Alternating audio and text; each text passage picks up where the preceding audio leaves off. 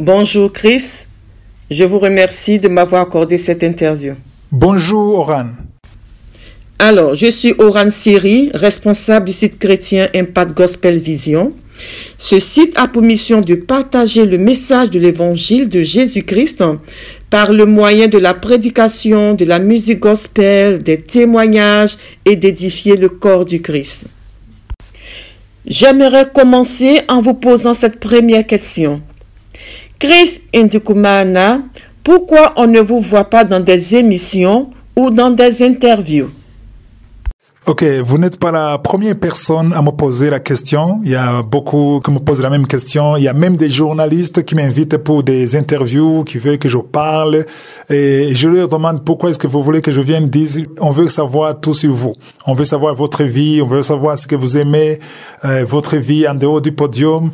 Et quand je leur demande pourquoi, ils disent que c'est les auditeurs ou les followers qui veulent savoir tout sur moi. Alors, ça me met dans une position d'inconfort parce que moi, je ne veux pas plus parler de moi que de parler de Jésus. Je suis appelé à parler de Jésus. Ce qui est important, tous ces milliers qui me suivent, ils veulent plus savoir Jésus, plus que savoir Christ. Donc, je ne suis pas motivé à exposer Christ, je suis plus motivé à exposer Christ. Je veux parler de Jésus. Voilà. Je ne dis pas que c'est mauvais, que ceux qui font ça, ils font une mauvaise chose, non. Et moi-même, peut-être un jour, je vais en parler, mais je suis tellement bousculé pour parler de Jésus. Je suis passionné de parler de Jésus et voilà pourquoi je n'aime pas beaucoup qu'il y ait une émission d'une heure qui ne parle que de ma vie, mes préférences, ma couleur préférée, qu'est-ce que j'aime, qu'est-ce que je n'aime pas. Et je veux que les gens sachent qui est Jésus et qu'est-ce que la parole de Dieu dit sur leur vie. C'est ça qui est important. Ça, c'est la première raison. La deuxième raison, c'est parce que quand tu es sur les plateaux de télé, très souvent, tu deviens une sorte de célébrité, tu deviens une star. Et notre mission, c'est de rendre Jésus star. C'est Jésus qui doit être la star. Et c'est pas moi qui dois être la star. Parce que les gens, quand ils vous voient tout le temps à la télévision parler de vous, parler de ta vie, et il y a même qui commence à s'identifier à toi et parler comme toi, il veut savoir ce que tu aimes pour que lui aussi va aimer ce que tu aimes. Alors, on va peut-être tomber dans une sorte d'idolâtrie. On est appelé à exposer Jésus, et que Jésus soit la star, que ce soit lui qui est parlé partout, et que les gens aiment Jésus, suivent Jésus. Moi, je suis là pour leur parler de Jésus, pour les pousser à aimer Jésus, à chercher Jésus. Donc, un jour, je pourrais peut-être parler sur ma vie. J'ai même un projet dans l'avenir d'écrire un livre relatant ma vie. Je vais parler de ma vie. Je suis pas contre de parler de sa vie, mais pour le moment, je suis trop occupé à parler de Jésus plus que de ma vie. J'ai déjà partagé une vidéo en Kirundi où je parle de mon témoignage, les durs moments que j'ai traversés. Je trouve beaucoup de plaisir à parler des moments difficiles que j'ai traversés et que j'ai vu la main de Dieu. J'aime beaucoup partager ça. C'est ça que j'aime parler. Je n'aime pas parler de mes gloires. Je n'aime pas parler de mes réussites. J'aime parler de mes faiblesses, des moments difficiles, de ma vie de preuve. C'est ça. Parce que celui qui va écouter ça, il sera édifié.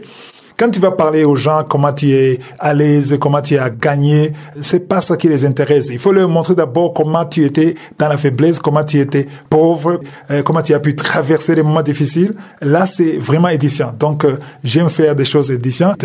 Je préfère plus la discrétion, même si c'est pas facile, parce que avant c'était facile, avant que je commence de poster Kanguka sur YouTube, c'était seulement sur WhatsApp.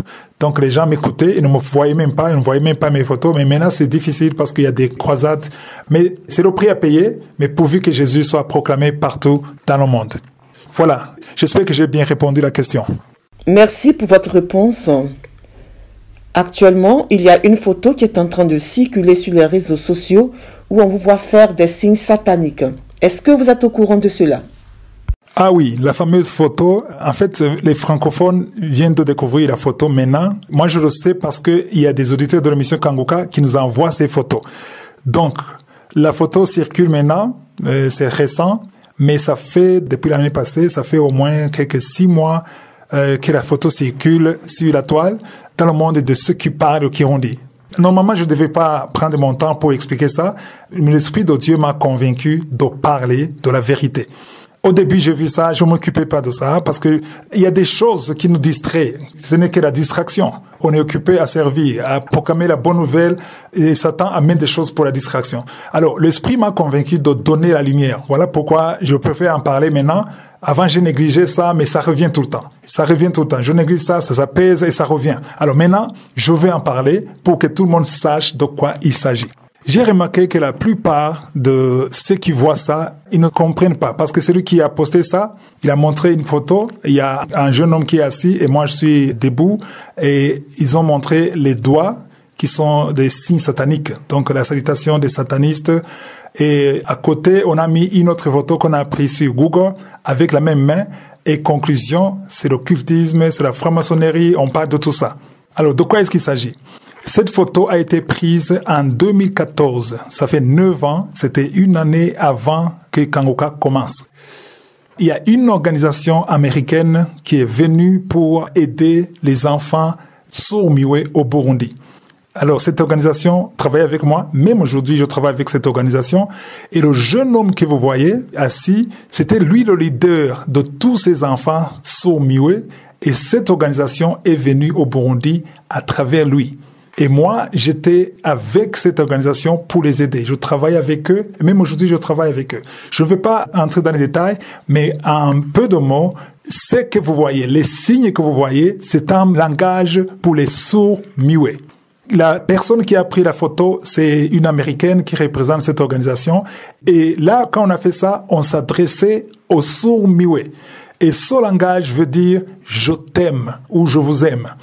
J'ai même pris des cours, j'ai des manuels pour apprendre le langage des sourds-muets, mais ça n'a pas marché. Je n'ai pas eu le courage de continuer, c'était en 2014. Mais ceux qui me suivent maintenant et qui doutent de ce que je dis, allez sur Google. Prenez votre téléphone ou allez sur votre ordinateur, allez sur Google, tapez textuellement « je t'aime » dans le langage des signes. Écrivez « je t'aime » dans le langage des signes et appuyez sur « Entrée ». Et vous verrez ce qui va venir. Vous verrez les images. S'il n'y a pas assez d'images, cliquez sur « Images » et vous verrez les images qui vont apparaître. Ce sera plus facile d'écrire en anglais parce que ce langage, c'est plus anglophone parce que les sourds-muets ont plusieurs signes. Les francophones, les africains, les anglais n'ont pas les mêmes signes. Mais pour être sûr, écrivez « I love you in sign language ». Même si en français. Je t'aime dans le langage des signes ou bien écrivez pour être plus sûr « I love you in sign language ». Et cliquez sur image et vous allez voir les images qui vont venir. Si vous écrivez en anglais, vous allez voir l'explication. Le petit doigt qui veut dire I et l'index avec le pouce qui veut dire L. Après, vous verrez le petit doigt et le pouce qui veut dire Y. I-L-Y. I love you. Voilà le message qu'on donnait.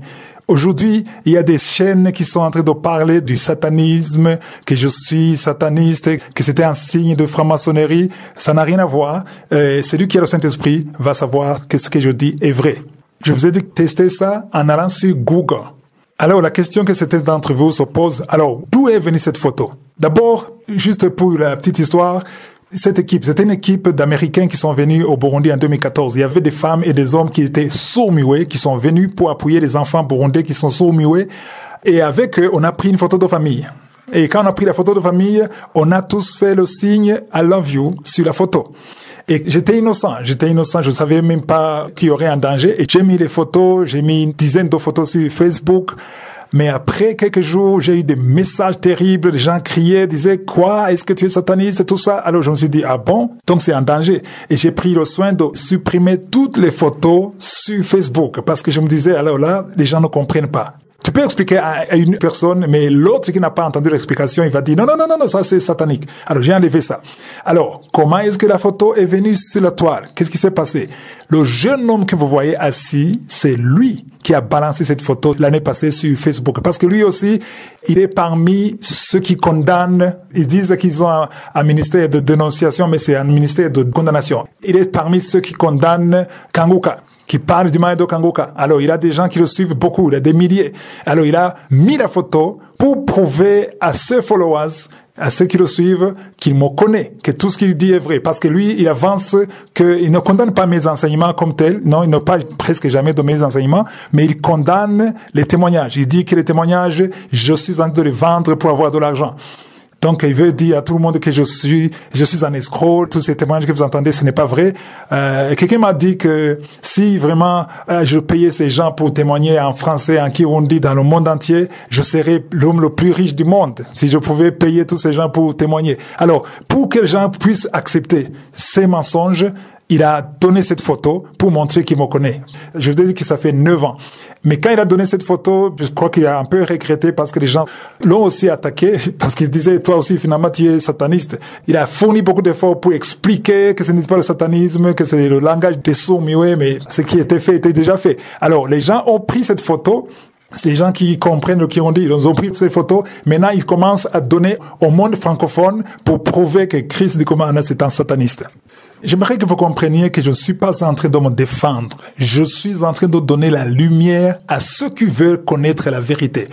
Parce que si quelqu'un ne veut pas entendre la vérité, même si tu expliques, il peut aller sur Google, il tape je t'aime dans le langage des signes, il voit ça, mais il dit non, c'est pas vrai, après tout, c'est un sataniste parce que ça. Parce que s'il veut croire que je suis un sataniste, personne ne va le convaincre. Mais je sais qu'il y a beaucoup qui me suivent, qui veulent une explication, qui veulent la lumière. Voilà pourquoi je fais cette interview. Et ça m'a fait rire quand quelqu'un m'a envoyé la photo qu'il a trouvée sur YouTube et on dit Chris Ndikumana, pasteur, vampire, magicien, ça me fait rire. Ça me fait vraiment rire parce que je me dis, je sais qui je sers et je sais qui m'a envoyé. Et je sais à qui rendre des comptes. Voilà. Pour des signes, donc j'ai donné l'explication. Ceux qui veulent le savoir, ils peuvent vérifier sur Google, voir la signification de ces doigts. Et juste une petite précision. Si vous voyez la photo, moi je suis debout, l'autre jeune est assis. On a mis une autre photo à côté qu'ils ont tiré certainement sur Google pour montrer que c'est ça, c'est le signe des satanistes. Mais il y a une différence et vous ne saurez pas si vous ne connaissez pas ça. La seule différence est que la main des satanistes qu'on a mis à côté, le pouce n'est pas tiré, le pouce est plié. On voit que 2 doigts, donc l'index et le petit doigt. Mais le langage I love you en anglais pour les sourds-muets, les signes des sourds-muets, il y a 3 doigts. Il y a le pouce qui est tiré, il y a l'index, il y a le petit doigt. Ceux qui connaissent le langage des signes savent que ce que je dis est vrai. Et ceux qui ont le Saint-Esprit, ils peuvent sentir que ce que je dis est vrai. Il n'y a que le Saint-Esprit qui peut vous convaincre. Voilà tout ce que je peux dire à propos de ces signes sataniques. Je donne la lumière uniquement pour ça. S'ils ont d'autres raisons pour dire que je suis sataniste, il n'y a que le Saint-Esprit qui va témoigner que je sers Jésus ou que je sers le diable. C'est tout. Comment vous vous sentez quand les gens disent que vous êtes un sataniste ou un sorcier? Est-ce que cela ne vous décourage pas?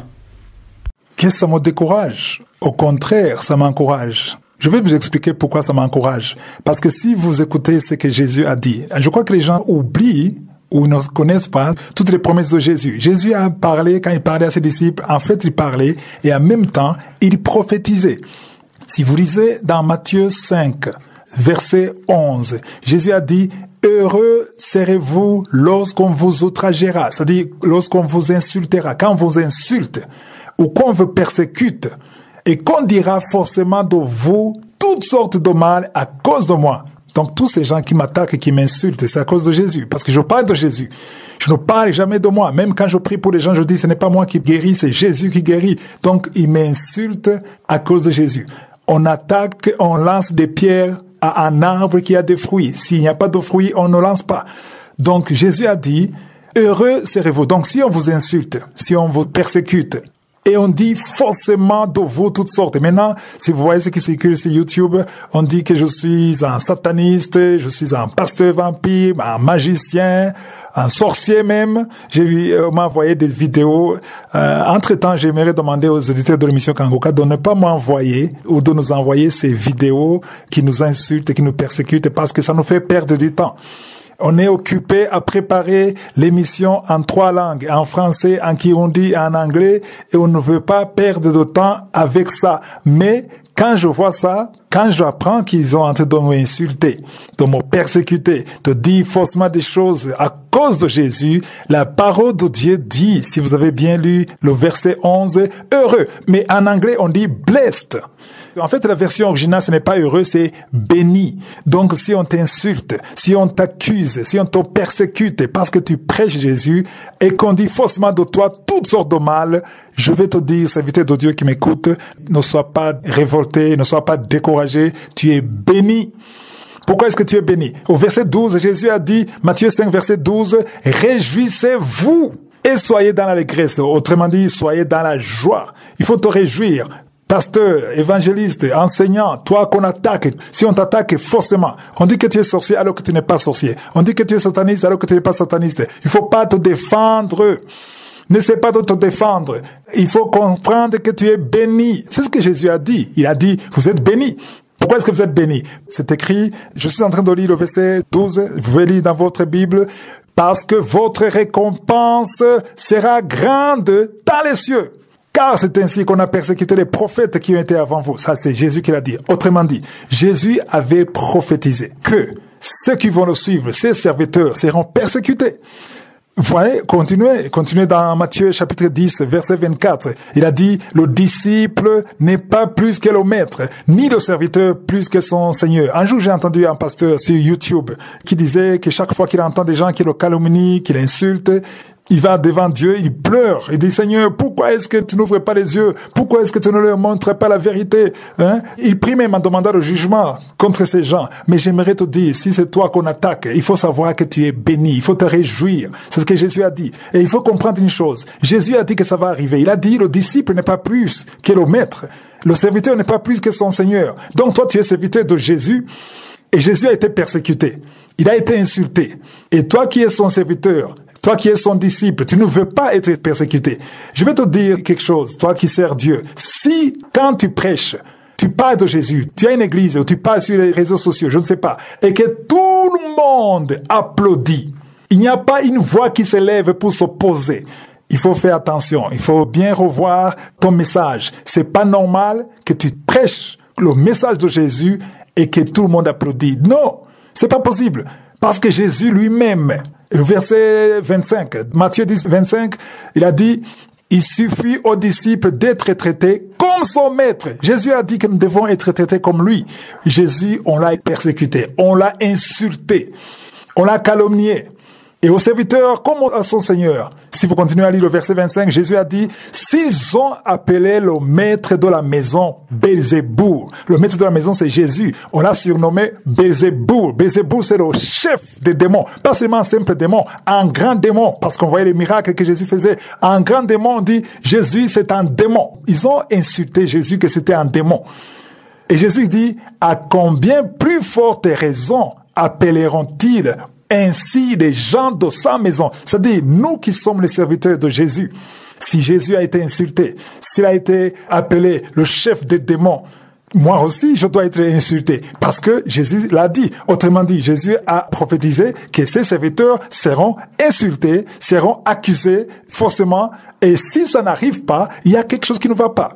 Donc, ces gens qui nous insultent, qui nous calomnient, qui disent que nous sommes des sorciers, des satanistes, des vampires, en fait, ils sont en train d'accomplir la prophétie de Jésus et ils sont en train de nous rendre bénis. Parce que je serai béni, c'est ce que Jésus a dit. Je dois me réjouir et j'aurai une récompense au ciel. Parce que le ciel sait que ce que je dis vient de Jésus. Alors, ceux qui nous insultent, en fait, ils ont créé un langage, un système, ils disent, nous avons un ministère de dénonciation. Cherchez-moi un ministère de dénonciation dans la Bible. Vous ne trouverez pas ce ministère. Ce ministère existe seulement sur les réseaux sociaux. Le ministère de dénonciation existe sur les réseaux sociaux, pas dans la Bible. Parce que dans la Bible, dans Jean 3, verset 17, il est écrit, Dieu, en effet, n'a pas envoyé son Fils dans le monde pour qu'il juge le monde. Même quand on a amené la femme adultère devant Jésus, il a dit, personne ne t'a-t-il condamné? Et il répondit, non Seigneur. Et Jésus lui a dit, je ne te condamne pas non plus, va et ne pêche plus. Jésus n'est pas venu condamner le monde. Alors, tous ces gens qui se font appeler ministère de dénonciation, ils ne sont pas en train de dénoncer, ils sont en train de condamner. Donc, il faut un travail qui est différent de celui de Jésus. Ce qui m'a fait croire qu'ils sont en train de servir un autre maître qui n'est pas Jésus. Tous ceux qui sont là, sur YouTube, sur Facebook, en train de parler des pasteurs, en fait, souvent, ils condamnent le message de la prospérité d'un côté, et d'un autre côté, on condamne un serviteur qui fait des choses anormales, des choses inhabituelles. Si tu pries pour les malades, et les malades sont guéris, il y a des miracles inhabituels qu'on n'est pas habitué à voir, ils disent, c'est un sataniste. Il a un pouvoir de la sorcellerie, c'est un magicien. Pourquoi? Parce qu'ils ne comprennent pas ce qui se passe. Si vous lisez la parole de Dieu, Dans 1 Corinthiens chapitre 2 verset 4, Paul écrit en disant « Et ma parole et ma prédication ne reposaient pas sur les discours persuasifs de la sagesse, mais sur une démonstration d'esprit et de puissance. » Donc, les gens qui sont dans ce ministère de condamnation, ils ne veulent pas quelqu'un qui a des fruits de la démonstration de la puissance de Dieu. Ils ne veulent pas qu'il y ait des miracles et des prodiges. Je suis d'accord que les miracles et les prodiges ne sont pas le signe que tu sers Dieu. Dans Matthieu 24, verset 24, c'est clair. Il y aura de faux prophètes, de faux Christ qui vont faire des miracles. Ça, je suis d'accord que les miracles ne sont pas un signe que tu es dans la voie de Dieu. Mais les miracles et les prodiges accompagnent la parole de repentance. Vous qui suivez l'émission de Kanguka, vous êtes témoin que dans Kanguka, il y a la repentance. Si vous doutez, allez suivre les témoignages de lundi à 11h, que ce soit en français ou en Kirundi. Vous allez écouter les gens qui ont été transformés, les gens qui étaient adultères, les gens qui étaient ivrognes, les femmes qui étaient prostituées, les gens qui étaient liés par la pornographie. On a des témoignages. Même samedi, vous entendez des témoignages, des transformations. Il y a la repentance. Il y a des gens qui sont baptisés par immersion, qui entrent dans le royaume. Il y a même qui sont déjà partis au ciel. J'en connais beaucoup.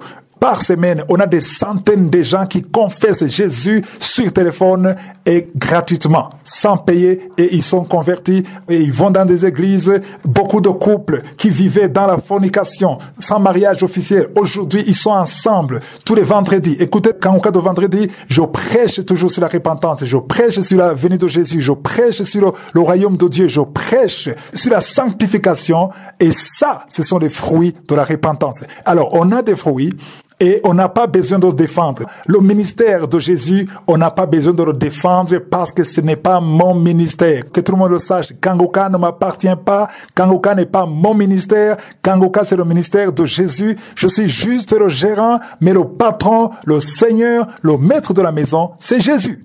Il y a un message clair que Jésus a donné. Il a dit dans Matthieu 7, verset 16, « Vous les reconnaîtrez à leurs fruits. » Si tu veux savoir qu'un serviteur de Dieu vient de Dieu, il est guidé par le Saint-Esprit, il faut pas être impressionné par les miracles, les guérisons, les sida, les cancers, c'est pas ça qui confirme. Mais les fruits de la repentance, est-ce que cet homme parle de Jésus? Est-ce que cet homme parle de la repentance? C'est ça qu'il faut voir. Un serviteur de Dieu qui ne parle jamais de repentance, il est en train de dérouter les gens parce qu'on doit comprendre que notre vie ne se termine pas ici. Il faut pas encourager les gens à aimer le monde. Il faut encourager les gens à aimer le ciel. Que nos pensées, c'est dans Colossiens 3, versets 1 à 3, que nos pensées restent dans les choses célestes et non sur les choses terrestres. Dans Jean chapitre 10, verset 38, Jésus dit, « Si je le fais, quand même vous ne me croyez pas, croyez à ses œuvres. » Si moi je vous dis de croire aux œuvres que je fais, je ne suis pas en train de parler des miracles, de cancer, de sida. C'est pas ça qui confirme mon ministère. Ce qui confirme, ce sont les œuvres de la repentance. On a des hommes et des femmes qui ont quitté le monde de Satan, qui ont été convertis. On a des gens qui ont quitté les religions d'idolâtrie, qui sont en train de suivre Jésus aujourd'hui. On a des musulmans qui sont convertis, des athées qui sont convertis, rien que par la parole de la repentance. Je suis pas là pour défendre parce que ce n'est plus moi qui vis, c'est Jésus qui vit. Ceux qui ont le Saint-Esprit comprennent ce que je dis. Et si je suis le serviteur de Jésus, ceux qui me persécutent Jésus. Parce que quand Paul persécutait l'église, en fait, il n'était pas Paul, il était Saül, il a persécuté l'église, et quand Jésus s'est révélé à lui, il a dit, « Pourquoi me persécutes-tu » Donc, quand vous me persécutez, c'est pas moi qui vous persécutez. Et sachez que quand vous me persécutez, en fait, vous me rendez heureux, béni, parce que j'aurai une grande récompense au ciel. La parole de Dieu m'encourage de m'en réjouir. C'est ce que Jésus a dit dans Matthieu 5, verset 11. Soyez bénis, soyez heureux quand on vous outragera, quand on vous insultera, quand on vous persécutera, quand on dira faussement de vous à cause de moi. Et réjouissez-vous et soyez dans l'allégresse parce que votre récompense sera grande. Ici, je m'adresse aux serviteurs de Dieu qui me suivent, qui sont dans la vérité, qui sont persécutés, qui sont insultés par ces ministres de la condamnation. En fait, ces ministres de la condamnation, ils font un travail. Ils servent un maître que parfois même ils ne connaissent pas. Ils croient donner la lumière. Ils sont là pour juger. Ils sont là pour condamner. Mais on a entendu que Jésus n'est pas là pour condamner, n'est pas là pour juger. On est appelé à parler de Jésus. On est appelé à prêcher la bonne nouvelle. On est appelé à dire aux gens que cette vie aura une fin. Il faut vous repentir. J'ai un message particulier à ces ministres de condamnation. Ils se font appeler de dénonciation, mais moi je dis condamnation. J'ai un message pour eux, que ce soit ceux qui parlent français, que ce soit ceux qui parlent kirundi, qui ne font que condamner les autres, qui ne font que parler du mal des autres. Ils n'ont même pas de message. Ils n'ont pas de message à partager. Ils veulent juste parler des autres. J'ai un message, 3 messages. Le premier message, il faut que vous sachiez que si vous croyez que j'ai peur de perdre ceux qui me suivent, les followers, j'aimerais que vous sachiez que ce n'est pas moi qu'ils suivent, ils suivent Jésus. Parce que selon Galates 2, verset 20, moi je ne suis plus vivant. C'est Christ qui vit à moi. Ceux qui me suivent, que ce soit sur YouTube, sur Facebook, sur l'application, ceux qui me suivent, ils suivent Jésus, ils suivent la parole. Si je n'avais pas de parole, ils ne me suivraient pas. Je ne leur donne pas l'argent pour qu'ils me suivent. Contrairement au jeune homme là qui disait que je donne de l'argent, il croit que je suis un multimilliardaire pour payer tout ce monde qui témoigne lundi jusqu'à dimanche. Je suis en train de les payer. Donc ça, il faut comprendre que ce n'est pas moi qui suivent, ils suivent Jésus et je n'ai pas peur de perdre une seule âme sur les réseaux sociaux, mais ça me ferait très mal de perdre une seule âme qui irait en enfer au lieu d'aller au ciel. Je veux que ceux qui me suivent puissent entrer au ciel, c'est ça mon souci. C'est ça le premier message. Le deuxième message, je ne peux pas être découragé parce que quand vous m'insultez, je sais que vous allez suivre ce message, quand vous m'insultez, quand vous dites que je suis un vampire, un sataniste, un sorcier, sachez que vous me bénissez. Parce que plus vous m'insultez, plus vous me calomniez, plus j'aurai une grande récompense au ciel. Le troisième conseil que je vais vous donner, c'est de vous repentir. Vous avez besoin de vous repentir. Vous avez besoin du salut. Acceptez Jésus. Parce que ceux qui condamnent les autres seront aussi condamnés. Je dois le répéter. Ceux qui condamnent les autres seront aussi condamnés. Paul a écrit en disant, ne jugeons pas avant le temps. C'est pas à nous de juger. On parle de Jésus. Prêchez Jésus. Ne mentionnez même pas les noms. Vous avez vu que je n'ai pas mentionné les noms. Je n'ai pas donné les noms de ceux qui font ça. Ceux qui les connaissent. Je suis pas ici pour parler des gens. Je suis ici pour parler de Jésus. Voilà un peu de moi, ce que je peux dire à propos de ces gens qui peuvent penser que je sois découragé. Parce que je me dis que ils servent un autre maître et un maître qui est contre les œuvres de Jésus. Ils espèrent que je sois découragé et j'informe tous les serviteurs de Dieu qui sont dans la vérité, qui me suivent. Ne soyez pas intimidés, ne soyez pas découragés parce que plus on vous insulte, plus on vous calomnie, plus on vous bénit. Et votre récompense sera grande au ciel si vous êtes dans la vérité. Et on n'a pas besoin de se défendre. Les œuvres elles-mêmes parlent. Je me souviens de l'histoire d'un homme qui était aveugle. Jésus l'a guéri.